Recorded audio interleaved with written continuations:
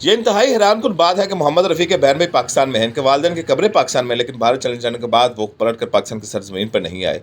हालांकि पाकिस्तान ने इन्हें टूट कर चाहा, इनकी सरबुलंदी के लिए दुआएं की। उनके भाई मोहम्मद सदीक रफ़ी तो बाकायदगी से इनसे मिलने जाते और महीनों तक इनके यहाँ रहते, माँ बाप की बातें इन्हें सुनाते, बचपन की यादें ताज़ा करते। एक आध बार वालिद भी इनके पास गए, लेकिन मोहम्मद रफ़ी ने वापस मुड़ के नहीं देखा और एक रात भी अपने माँ बाप के पास आकर पाकिस्तान में नहीं गुजारी। कैसे कैसे एक ज़माना बरसों तक लता मंगेशकर, किशोर कुमार की मां पर इनके साथ बदसलूकी की गई, गाने नहीं गनवाए गए, बाइकआउट किया गया। 65 की जंग में हिंदी तराने गाने पर इन्हें भारत का बड़ा सिविल अवार्ड पद्मश्री अवार्ड दिया गया था। हिंदी मुसलमानों के हालात कुछ ऐसे रहे कि वो हिंदुस्तान की में रहकर हिंदुस्तान की खिदमत करते रहे। मोहम्मद सदीक रफ़ी के बकौल इनके भाई से 2 बार पाकिस्तान आ सके थे। पहली बार पाकिस्तान की सरहद तक पहुंचे थे, लेकिन सरहदी लकीर अबूर करके पाकिस्तान की सरजमीन पर कदम नहीं रखे। इनके वालिद हयात थे। इनका एक प्रोग्राम अमृतसर में था, इसकी उन्होंने इतला अपने अहल खाना को पहुंचा दी, फ़लाँ दिन मेरा अमृतसर में प्रोग्राम है और कोशिश करूंगा वाघा बॉर्डर तक आ पहुंचूँ, इसलिए आप लोग भी वाघा बॉर्डर पे आ जाना। एक दूसरे से बलगीर ना हो सके, सरहदों की लकीर पर खड़े होकर एक दूसरे से हाथ तो मिला लेंगे, मियाँ जी का दीदार हो जाएगा। मोहम्मद सदीक रफ़ी का कहना है कि वालिद ने सुना तो उनकी बेकरारी बढ़ गई। उससे कहा, सदीक मैं तो अब दो घड़ी का मेहमान हूँ, मुझे रफ़ी से मिलवा दो।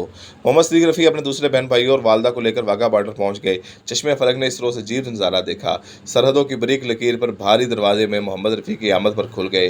तनी हवाएं, सिंगों वाली बंदूकें फरत मुसरत से चुक गई। अमन का तराना फ़िज़ा में गूंजा। उधर रहने वालों को मालूम हो गया ये गुलकार मोहम्मद रफ़ी के वालिद और अहले खाना है, तो उनके दिल में भी मोहम्मद रफ़ी से मोहब्बत, इंसानी जज्बे ने वीज़ों को दरखोर इतनास ना समझा। उधर इंडियन बॉर्डर फोर्स के कमांडर एक खतून थी, उसने मोहम्मद रफ़ी को देखा तो बड़ी खुश हुई और इन्हें बताया कि उनकी पुरस्कार है। उसने मोहम्मद रफ़ी के लिए बॉर्डर पर अपने कमरे में बैठाया और पाकिस्तानी रेंजर को पैगाम भेजा।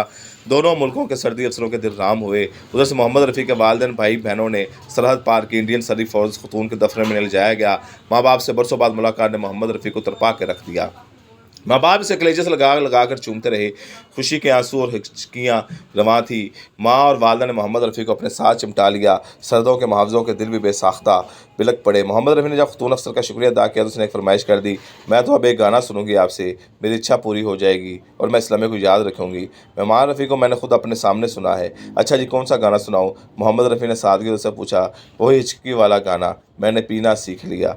खतून अफसर ने फरमाइश की, मैं ये गाना सुनना चाहूँगी और इस हिचकी का राज जानना चाहूँगी जो आपने गाने में लगाई। मोहम्मद रफ़ी हंस पड़े और साज़दानों को इशारा किया। उन्होंने हिचकी इस अंदाज में लगाकर गाना सुनाया तो खतून समेत हर कोई हैरान था कि वो शख्स जिसने कभी शराब की बोतल को हाथ भी नहीं लगाया, मगर एक आदि शराब नोशी की तरह हिचकी लगाने में इन्हें कुदरत हासिल है। ये फिल्म गूंज उठी शनाई का गाना था जो रंजीत कुमार पर फिल्माया गया था। 1959 में रिलीज़ हुई थी। रंजीत कुमार नशे में डूबे एक बाला खाने में जाते हैं और वहाँ अपने दोस्तों को महफिल सुरूर में पाकर जाम उठाते हैं और गाना शुरू कर देते हैं। गाने से पहले वो खुद भी हिचकी लगाकर बोलते हैं और उनका दोस्त भी हिचकी लगाकर बोतल थाम लेता है और कहता है, आओ मियाँ भाई खूब आए। मोहम्मद रफ़ी ने इंतहाई महारत और नशे में डूबे शराबी की तरह लहकर मस्ती में लटखड़ाती आवाज़ में गाना गाया था।